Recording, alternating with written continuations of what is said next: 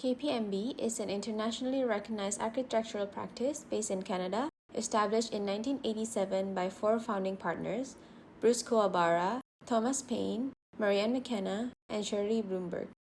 The firm is committed to shaping a more equitable and sustainable future through architecture and design. So with its collaborative teams, they have been developing innovative and regenerative design solutions across different scales of projects, from education, healthcare, government, arts and culture, hospitality, and many mixed-use developments.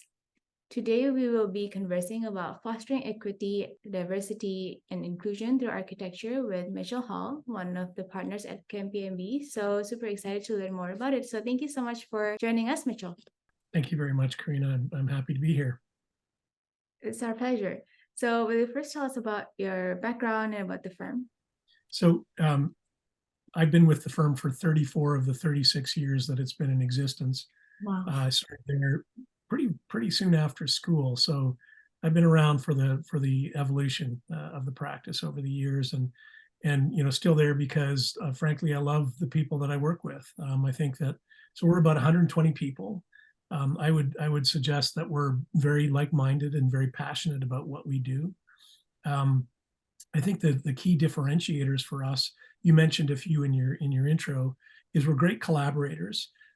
We pursue design excellence in a very rigorous way. It's in our DNA, and we're committed to making a really positive change. I mean, we believe that the buildings and environments we design catalyze positive change. So I think that that's at the root of who we are, and I think another differentiator is that we actually we have continuity from beginning to end, which I think is somewhat unusual in the architectural profession. So what I mean by that is, the members of the team, or a number of them, begin at the beginning and we're there at the end, and then some. I was actually having a conversation with a client that for a winery I did 25 years ago about making some improvements. So in a way, our buildings are kind of like our children. You never stop being a parent, kind of in a way, but that's super cool. So actually, if we zoom out a little bit, I'm curious about how do you see the role of people in architecture in general? So that's a really interesting question, and for me, the way I would simply answer that is architecture is in the service of people, right? I mean, we create these buildings or these containers for people to do what they do, something that meets their functional needs, but that's a building. Architecture goes beyond that. Architecture creates spaces that are inspirational, that improve people's lives, and frankly make the world a better place, as corny as that sounds. I mean, I think that as architects, I think our obligation is to look at the world the way it is and do everything we can to make it better. I think what we've often found in pursuing different types of buildings is there's a certain attitude or expectation that something is the way it is for a reason. But usually when you explore that, you find that nobody understands the reason that it is the way it is, which means, in my opinion, it's up for grabs. If you can't explain why something is what it is, then it's open for interpretation and frankly, innovation. I think that's where really kind of great architecture comes from. Yeah, I agree. Since the topic of today is equity, diversity, and inclusion, so what do you think are the key elements or strategies to highlight in making designs that promote those points? Another really good and obviously pertinent question. I mean, for me, it begins with accessibility. It's pretty fundamental, right? Sort of your ability to kind of move through a building. But our process actually starts with listening and asking questions. And, I think that is a differentiator. I don't know if I mentioned that earlier on, but I think we're great listeners. I personally love to learn. I think I'm a great student. So every building is an opportunity to learn. And so in doing so, in being able to be good listeners and asking good questions, I think we can begin to better understand the barriers that exist in the world and frankly, how to overcome them. We're great collaborators. We engage in a broad level of stakeholder engagement across multiple disciplines and multiple stakeholders. And that process allows us to kind of think more deeply about the kind of issues that are that need to be addressed with regards to equity, diversity, and inclusion. And when necessary, we bring in subject matter experts. When, we're happy to admit when we don't know something, but we're also, smart enough to know to go out and seek out that advice and engage those people in the discussion, and therefore hopefully come up with solutions that address, the challenges of the modern world. That's super nice.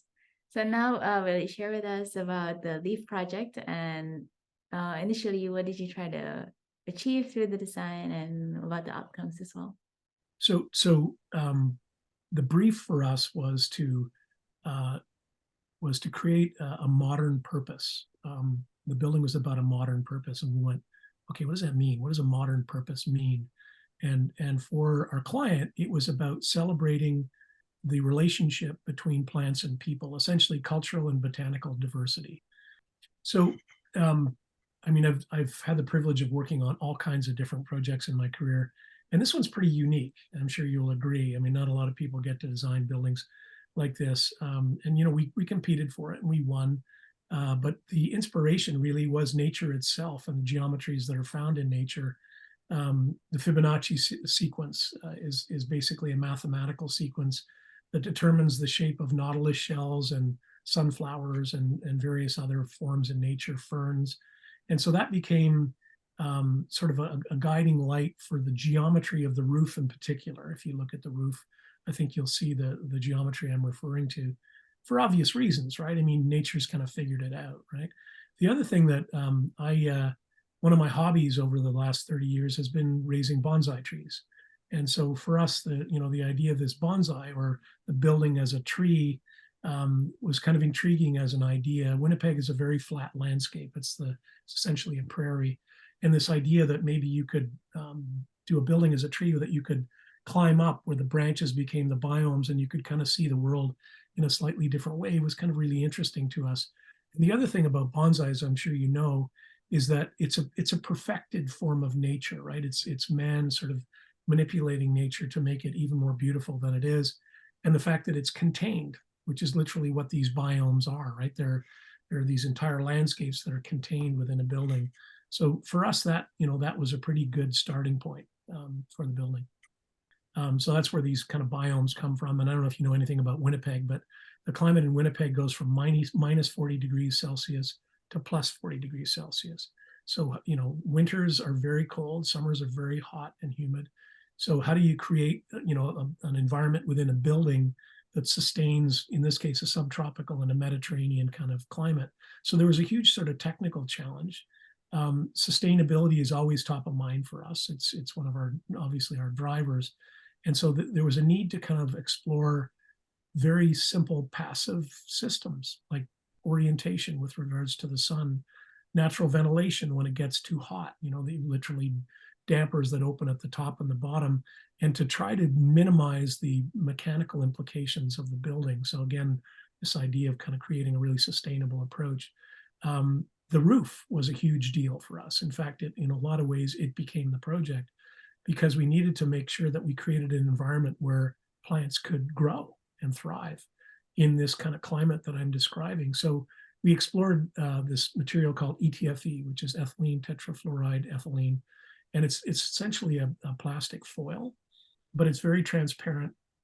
And when you pump it full of air in the form of cushions, it creates great insulation value. So, and one of the challenges with growing plants inside, I know I'm kind of going off on a technical tangent here, but one of the challenges of growing plants inside in this kind of environment is what's referred to as structural shading. So in other words, whatever holds the roof up can't cast a whole bunch of shadows on the plants, because then they won't do well, right? So we came up with what we refer to as a cable net, working with our structural engineers. That's basically this kind of delicate web of cables that then these cushions are attached to. And this is where the Fibonacci series comes in. If you look at the roof, you'll see the geometry of a sunflower is the one that most closely matches it. So that was, those were kind of some of the drivers. This concept of biophilic design, I'm sure you're familiar with it, especially in the modern world where mental illness is a huge challenge for people, especially coming out of the pandemic. Creating environments that promote wellness was a big deal for us. I do a lot of hospital work as well. And it's well understood and documented that access to nature actually makes us feel better, right? Even if it's a photograph of nature. And so this ability to kind of interact with nature and literally be in it has a healing effect, and it's been proven in clinical environments. In fact, I did a hospital where the relationship to adjacent parks was demonstrated through a post-occupancy evaluation to improve patient outcomes by 30%, something I'm really proud of. Architects want to believe that what they do will make a difference, but this is someone else saying, by the way, what you did make a difference. So that's a big part of it. And then this is something that was personally interesting to me, was an idea of transcendence. So what I mean by that is your ability to create a place where people can go beyond their daily experience, literally transcend that experience and go into another world. And the biomes for me, what was that? Like, how do you create that kind of environment? And in Winnipeg, where it gets as cold as it does, and if you can't afford to fly somewhere warm in the winter, this is the place to go, right? You can literally go to the tropics without leaving the city. So that became a huge driver for the design, this idea of transcendence. And for me, the waterfall was a way of kind of promoting that, right? It's this kind of really powerful feature that serves technical functions, but also allows you to kind of move from one world into the other, if that makes any sense. So those were the kind of key, the key ideas, at a sort of a technical and a conceptual level. That's really amazing. So I'm curious about the outcomes of it. How does the organic design maybe become a reflection of culture in Canada? So that's another really good question. I mean, I think you know this about Canada. Canada is a very multicultural country, right? And what's great about this country is it allows people of different cultures to maintain connections to their roots and beliefs. They're not sort of indoctrinated into someone else's view of the world. They're allowed to participate in the country and carry on the way they would in their own country, and essentially live in those kind of communities. So I think right off the bat, this idea of cultural diversity is very much about what this building is all about, right? We spoke about cultural and botanical diversity, the relationship between people and plants. There was a story about a gentleman from the Philippines who lives in Winnipeg, and he like the last time he was in the Philippines he was a kid, and he went into the biome and he saw a plant that he hadn't seen since he was a little boy, and he literally burst into tears, right? So it was this kind of making these kind of connections back to that, and kind of celebrating where he was coming from. I mean, at a purely formal level, I would say that the shape of the roof, although we've described it as sort of a flower or whatever, I think it also connotes shelter, right? Literally a roof over your head. That could be related to multiple cultures, quite frankly, in terms of including indigenous cultures here in Canada, that kind of speaks to this idea of shelter. But I think more so the building itself and the plan of the building is very open, it's very inclusive, and I think it's very welcoming. And to me, that's what Canada's all about. Yeah, it looks really nice. I bet it has a really amazing social experience as well. It does. I'm biased, but it does. Yeah, no, it's a pretty special place. Yeah, I bet. So, lastly, how do you envision the role of architecture in tackling the issues related to climate change and sustainable urban developments? So we had a really interesting chat about this the other morning, and I'll give you an example in a minute. But basically, for me, it's obviously going beyond LEED. That's sort of a statement of the obvious. Carbon neutral, net zero. I mean, that's the biggest challenge we face right now. How do we reduce carbon? Another statistic I'm sure you know is that 40% of the carbon emissions globally, are attributable to the built environment. So clearly, architects are in in a really important role. I think we have the agency to enact change, and I think the idea of adaptive reuse is really important. I've done another number of projects where we reuse buildings. This wasn't one of them, obviously, because it wasn't possible. But wherever possible, I think the most sustainable building is an existing building. So the idea of trying to reuse things, adaptive reuse, I think is pretty fundamental. The idea that as architects we have this agency, we have I think, incredible problem-solving skills, and we're able to think laterally. And I think we're able to inform the future and the process, kind of convince our clients to do the right things, hopefully convince governments and policymakers to make the right kind of decisions as it relates to climate change and carbon reduction.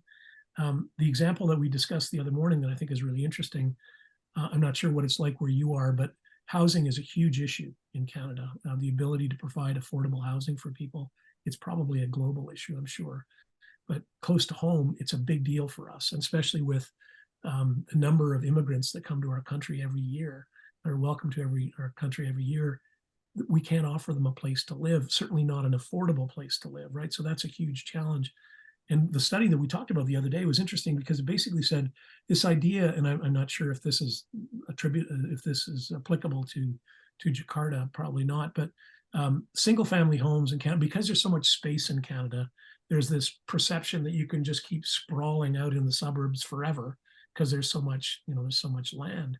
But the reality is that's hugely carbon intensive, and frankly, the wrong thing to do. So the suggestion is, in order to solve that problem, especially in the urban environment, is to increase density, obviously reduce waste and promote energy efficiency, but build mid-rise instead. So instead of building single family homes, build sort of small type apartment type buildings, right? Maybe not as many condos, but so that I think is a really simple example of how we can actually make a difference when it comes to climate change. That's amazing. Yeah, I'm really glad that, and I'm really excited because like architects are in the position to lead changes, and with their lateral and forward thinking, we can get together all these different collaborators to think about the future. And I was also inspired by actually the firm's approach in, collaboration and continuity. I think that's big because that means caring not only during the lifetime of the project, but also like beyond that, right? After the building is built, you do beyond even the post-occupancy evaluation. It's more about, checking back in on it 5, 10, 20, 30 years after that and see how it's doing. Maybe it needs some adaptations. Or maybe it's like requiring a new purpose. That's also going back to like your idea of adaptive reuse, right? Absolutely. The example of the winery today, that building's also hugely successful. It's a little, it's a little worn because, buildings don't, they show their wear after a while. They need to be maintained. That's one of the biggest challenges. So we try to, build in as many sort of robust and durable materials as we can. But of course, that costs money too. So you have to be careful. But they're looking at rethinking the whole second floor of the winery. So we're in there helping them kind of do that, right? And in the most sort of cost effective and energy efficient way. But obviously their brand is evolving and they need to adapt accordingly. So yeah, I think it's a really important challenge. And as you say, we're really well positioned to help direct things, help move things in the right direction, kind of motivate and communicate and collaborate. So I agree. Cool. Thank you so much for the talk today. We learned a lot and keep doing great things. Thank you very much. It's a pleasure to meet you, and thank you for your interest in the project and in our firm.